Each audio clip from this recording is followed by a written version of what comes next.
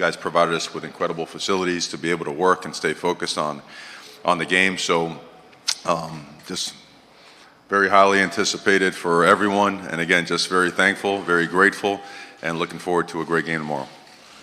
Thank you, Coach Cristobal. Coach Chris, same question. How's it going so far?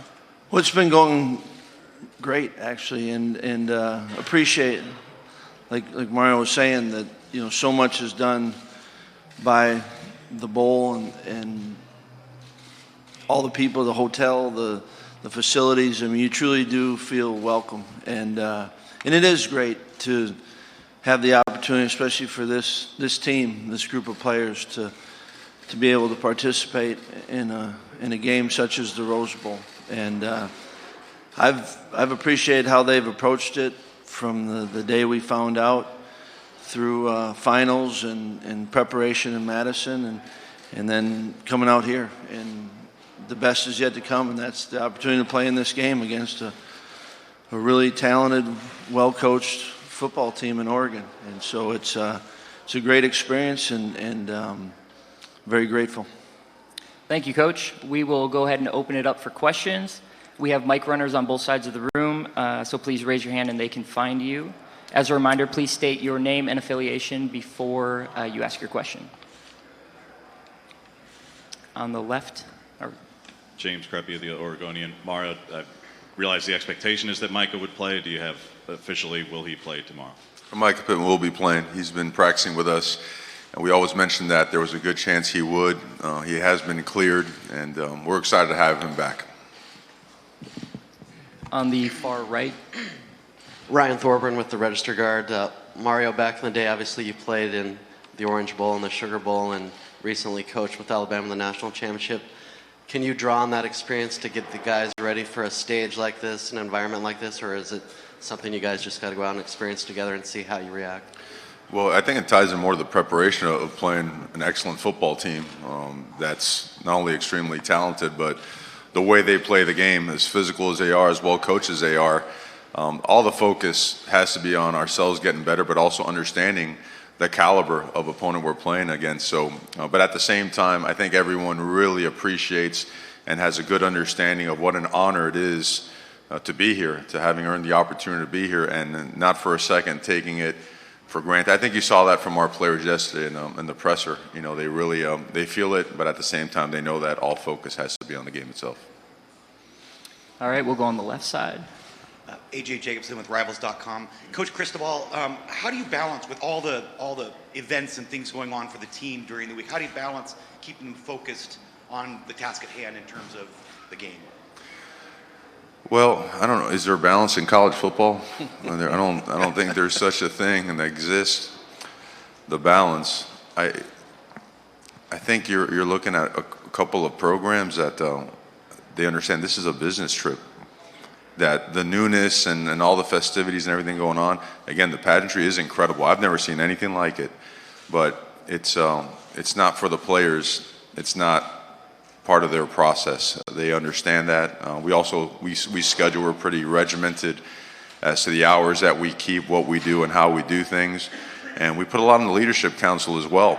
I mean, I think in games like this, I don't think anyone remembers how many times you bowled a strike over at Lucky Strike, or they remember how you played the game, the way you played the game. So it's been evidently clear in the way we presented this opportunity. So we expect our players to do and play their very best.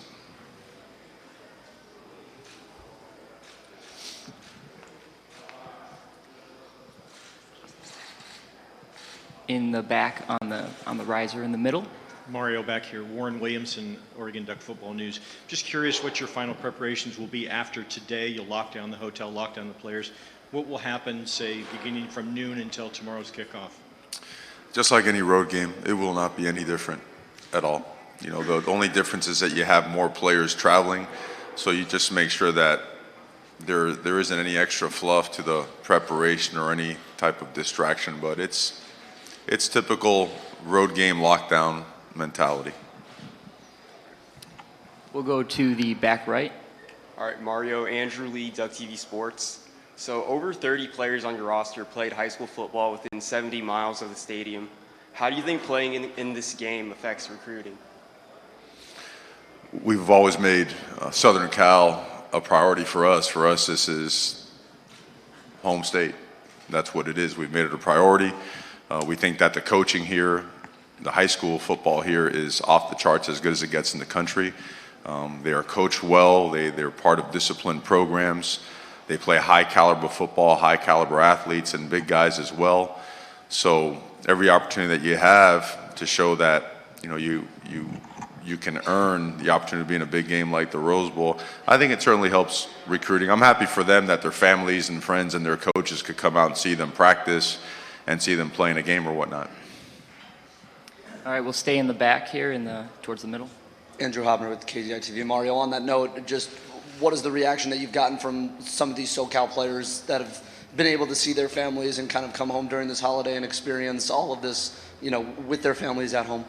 It was good early. We had that break, but we got here on Christmas Day, and went right to a quick lift and a run to get ready, get our bodies back into it. But it's more of the message has been it's great, and we're happy that you get to see your families. But that feeling, that newness, that was for our first day here. Maybe a little bit of the second day here. The rest has been making sure that, as it relates to all of us, every coach, every player, you got to put aside family and friends and realize what you have to do. You have to be mentally and physically ready. You have to be at your very best. And the best way to put it is nothing but being at your very best is going to be anywhere good enough when playing a team like the University of Wisconsin.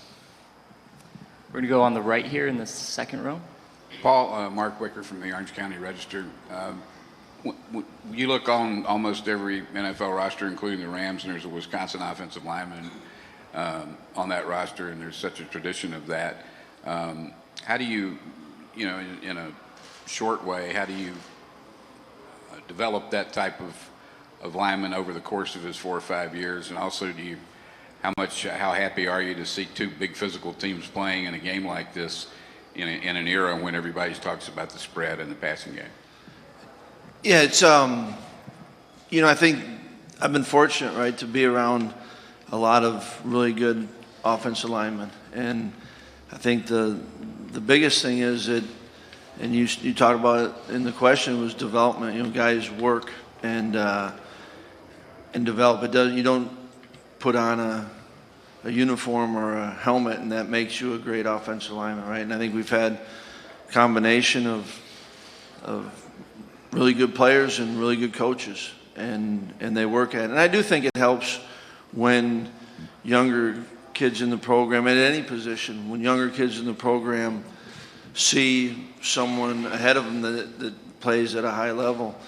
And, I think it kind of sends a message that this is what needs to be done to be a really good player, and also that it's attainable.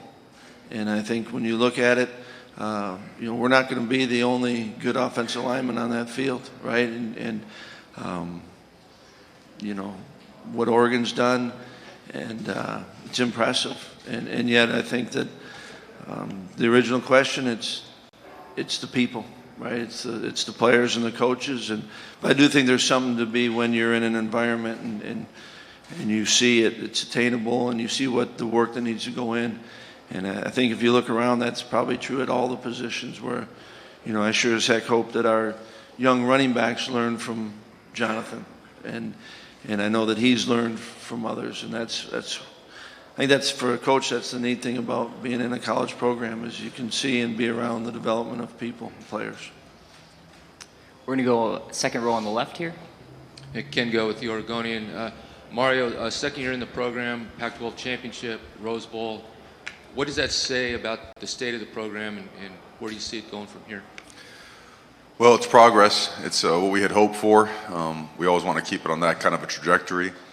But I think it's a tribute, it's a testament to the players and the coaches to buying into a blueprint and a regiment that's very difficult and demanding, but can be rewarding. It gives you a great opportunity as long as you stick with it and do your very best. But we're so focused on this game because it's the most important game of the year, because it's the very next game, and we've become so process oriented that we'll assess that at the end of the season. But certainly proud of the way the guys are working, the fact that they're improving as students, they're putting an ungodly amount of hours in the community, and that we're progressing again as football players. We're getting better, and but we do think sky's the limit as long as we stick to our principles and values and stay humble and hungry and driven and realize that this is a tremendous privilege that can never be taken for granted. If we stick to that, we've got a chance to continue moving forward. We're going to go to the back right. Paul, the last time you guys played, and the same thing for Oregon, December 6th, December 7th, obviously the recovery is good, but is it tough to get the guys to lock in, especially with everything going on, with all the pageantry adds in as well, and how are you guys accomplishing that? No, I don't think it's hard to lock in at all. And I think when you know that you get an opportunity to play in this game, and along with playing this game, you know you're going to be playing against a heck of a football team. And when you watch the film of Oregon, for our players, when you watch the film, you have to lock in, and you get to lock in. And so I think our players have done a good job of kind of balancing everything, right? I mean, through this bowl preparation, they've had final exams. They've had some time in Madison where there's nothing but the bowl preparation, and then like Oregon, we came out Christmas Day, and you've got a mix of everything here. But I've appreciated the way the guys have prepared, and you need to prepare, but it hasn't been hard. When you get to prepare for this game against a team like Oregon, that is, I'm not saying the game's going to be easy, but the preparation and the motivation, that's not a challenge. We're going to go with the front row of the left side over here. Bria Marianthus, NBC Sports Northwest. Coach Cristobal, I was watching Troy Dye next to you at the team photo yesterday. He was so silly, having so much fun. And when I talked to him, he said he's having a lot of emotions right now in his last game. How much would it mean to send out this class of seniors with a win? Well, I think the seniors know that, and we all know what they went through, right? Their first year here was a 4-8 season, and there's not a ton of them, right, that are left. It was a pretty big class, but I think it's a compliment to them how they've just decided to put their foot in the ground and work hard and be resilient through change and make adjustments and whatnot. And I think they also realize that the emotional stuff has to be put aside and has to be exchanged for passion. That the way they play the game is going to be, the ultimate difference in how they feel about themselves and about, the football team when the clock says 0. So, but I love the fact that he is enjoying it because, again, these guys have been through a lot. And I think the fact that they have been through a lot makes their experience a lot more rewarding, a lot more of a learning experience, a lot more applicable to life later on, because it's just another example. If you just keep chopping wood, if you just keep pounding the rock, if you just stick to working at it, that there's a chance things will work out well for you. So really happy for them. All right, we're going to go on the right side in the back row. Matt Prehm, 24/7 Sports. Mario, how has the time off helped this team overall get healthy and just the legs back after a 13-game regular season?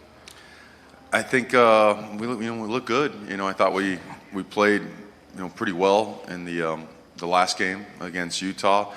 And our strength and conditioning department and sports science people, they do a great job. Half the stuff I don't understand, man. They come with these graphs and all this data with this, what is it, a GPS, catapult, all that, and they try to explain it to me. And I'll figure it out one day. But the numbers point to us being in really good shape while maintaining a really high level of conditioning. So that, but we didn't, we kept the pads on now. I mean, football still is, right, a series of collisions and whatnot, and you have to stay physical. So I feel that we're where we need to be physically and ready for the game. All right, on the far left. Yes, Jason Vondersmith, Portland Tribune. Coach Christ, as you well know in football, offensive balance is real important. You have this all-star running back, Jonathan Taylor, pretty much a 100-yard rusher. Does your team, what's your thoughts on offensive balance going against Oregon? And if they slow down Taylor, how do you feel about achieving offensive balance to move the ball?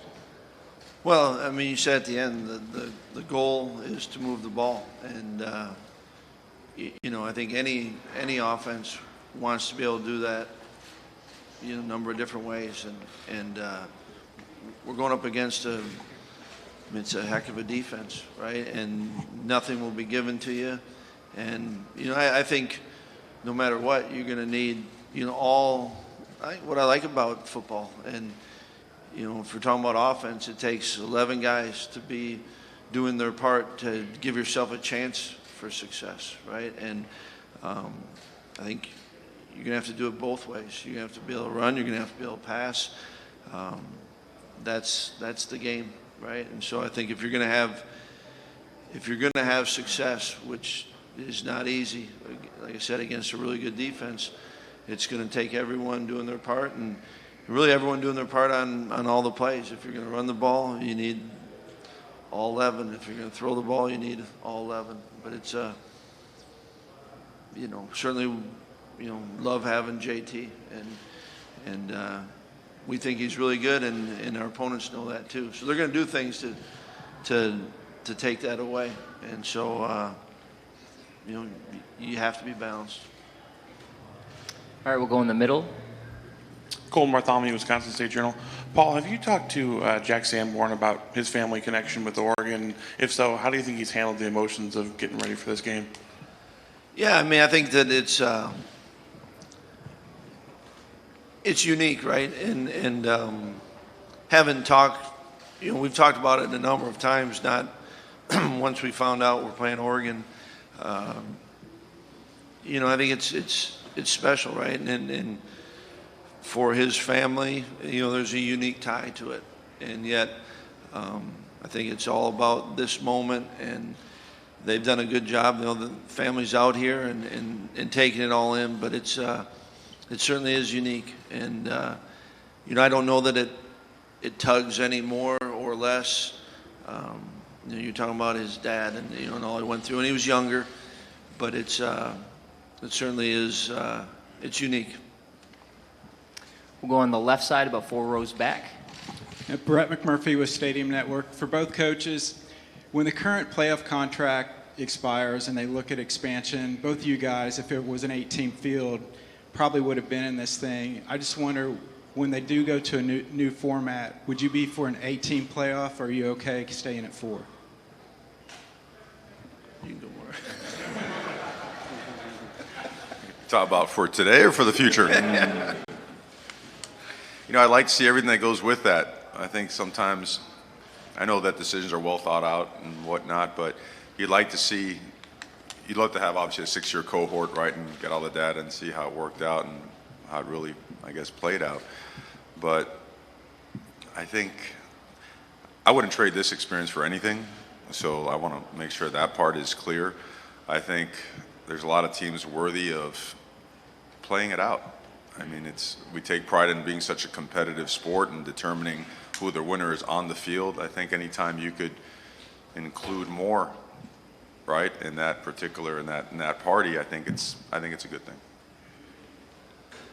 I think there's a lot that goes into it, and we're fortunate there's a ton of people that care about it, and so I'm going to let them figure it out. And like Mario said, I mean, this experience that our players get to be a part of, I think if you ask every one of the players, that this is very unique, and I know both teams we're grateful for it, but just tell us what the rules are, and we'll work and try to do all we can to be the best team we can be, and if we're in the right for whatever it is, you're grateful of that. Already in the camera on the right. Julian Minnesota, KZI-TV. Mario, how important has Juwan been since being here in this whole process of being at the Rose Bowl, considering he has been here before? Yeah, he's an older guy, isn't he, right? He's seen a few things. He's brought a lot to our football team. Whenever you take a grad transfer, you always want to find out pretty quickly, is he going to embrace the culture, and is the culture going to embrace him? And mutually, that thing was very quick to happen. So he provides a lot of experience and leadership. The guy's, his heart is as big as it gets. He wants to do well for his teammates. He wants to do everything he can to help elevate the program. And, he's become a favorite with the fans, certainly. So having him around having him speak about his experience and what he has just gone through has been extremely valuable for our football team. It's been priceless. All right, we'll go this left side, second row. James Creppy with the Oregonian. Mario, you've said a couple of times this season a phrase I wanted to get the origins of. You say we play football at Oregon. We're going to play football. In numerous instances you've talked about that. For you, it clearly is rooted in toughness and physicality.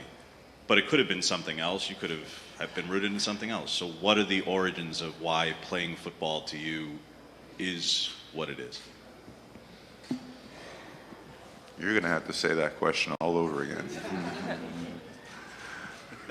You've used the phrase playing football, that we play football at Oregon, that's what it means to you. And it's rooted in physicality, but it could have just as easily been something else. It could have been air raid or something else. I understand. So why does playing football to you mean what it clearly means? I felt that football was always the best classroom and teacher that I ever had. I think the principles and values that come with it, the lessons learned and taught, both coach to player and the vice versa, I think are incredible. I mean, the values of being committed, of showing toughness. And toughness is, I think sometimes toughness gets thrown out there as a guy that can really hit hard or dominate a play. Toughness is being able to get up every single morning and getting to the facility early and rehabbing and getting taped and making it to your meals on time and getting in your playbook and showing up to practice with a great attitude. I think values and principles like that are part of what I mean by playing and being involved in football, because those principles and values carry over to life when you become a provider, when you become a future father and husband, all that other stuff. But, you know, I hope I answered that question. I try to answer as best I can. Look, football, my high school coach was the best coach I've ever been around. And there wasn't any compromising, doing things a certain way.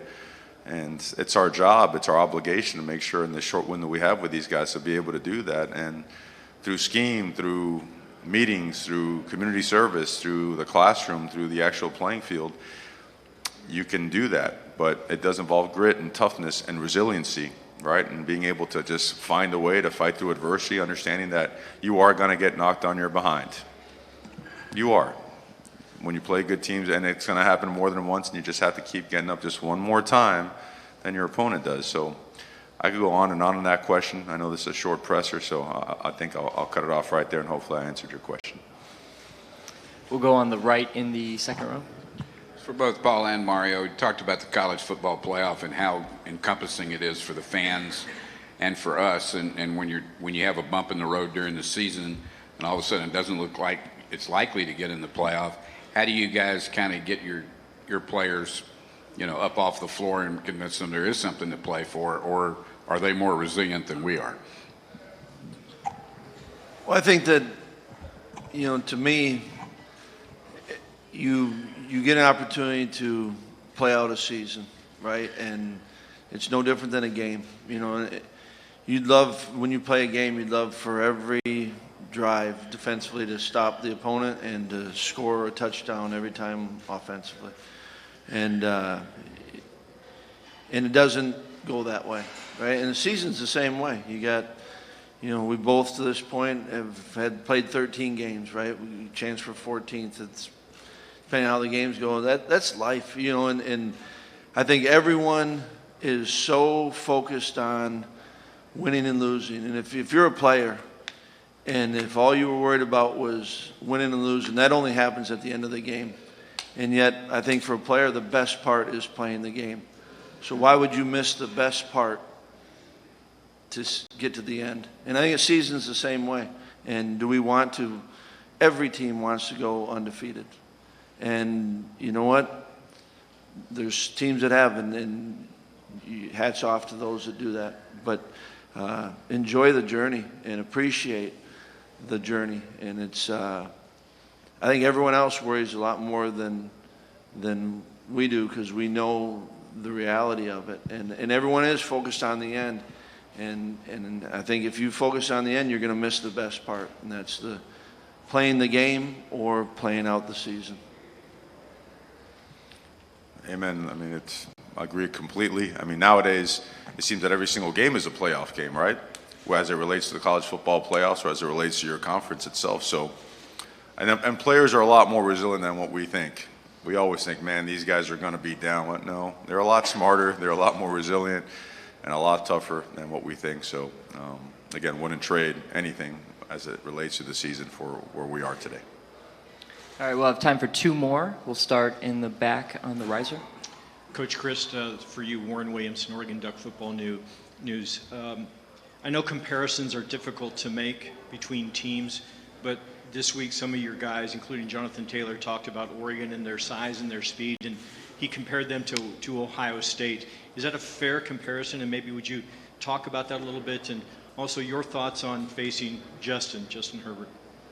Yeah, I mean, I think that it's, when you see Oregon's defense, you see a really talented defense and a team that a lot of different players make plays. You see, I think they do a great job, as good as any team we've seen as far as getting off of blocks and playing physical. And I think that's where, I do see when JT is talking about that, and you're talking about a high-level defense, right? And every team's going to have differences as far as other, but when you just say, look at that, that's, I think, absolutely agree and see what he's seeing on that. And then, obviously offensively, I mean, he's as good a quarterback as there's in the country, right? And I know there's a lot of really good quarterbacks. I'm not trying to make news that way, but he's talented, and I think he's got a great sense of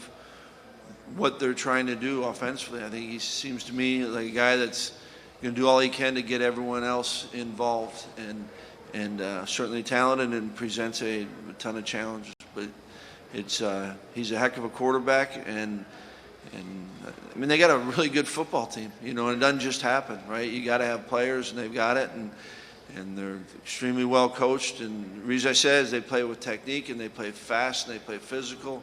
They know what they're doing, and so it's a really good football team we get a chance to play against. All right, last one on the far left.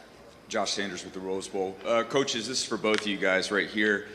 We talk a lot about the college football playoffs. That started in 2014. The Rose Bowl's been around. This is the 106th game. Why does this game so special? Rock, paper, scissors. I mean, this game's it's special for a number of reasons. I mean, obviously, there is great tradition, and I remember as a kid myself, and our players, this is New Year's Day was watching the Rose Bowl, and I think everyone that was affiliated with football, there was a dream, a goal to participate in it. And, we've been fortunate, and I've loved hearing our players talk about it, that there have been teams before Wisconsin that have had the opportunity to play in this game. And certainly there's a ton of respect and admiration for those teams that have had a chance to play in it, and certainly those that have won it. But I think it truly is. It's an unbelievable venue. But I think it's more than that. It's just there aren't many places where it's the Rose Bowl. When you say that to our players, I hear them talking about it's the Rose Bowl, and that kind of says enough. And when you have a game that's known as the granddaddy of them all, kind of speaks for itself right there, right? And look, our players, our West Coast players, this has been their dream always, to be able not only to get here and play here and whatnot, but to have a chance to be successful on January 1st. And they can tell you about all the games in the past, the players that have shined in a big-time way. They can tell you about the tough games, the close games. And, they're learning about the pageantry that surrounds it and everything all the incredible events that go with it. But they have been watching this for a long, long time. And since they've been knee-high and playing Little League football, this has been the goal for them. And now it's a reality. So, and they also understand they have to get focused. But it really speaks loudly within our locker room, especially when those guys realized coming off the field in the game on December 6th that we were going to have the opportunity to be here. So it's an unbelievable moment for our football team. All right, thanks, coaches. We'll now switch over and do the photo op with the trophy here. As a reminder, everyone in the front stay down so the cameras in the back can get the shot, and then we will, once they're done, we'll get everybody in front.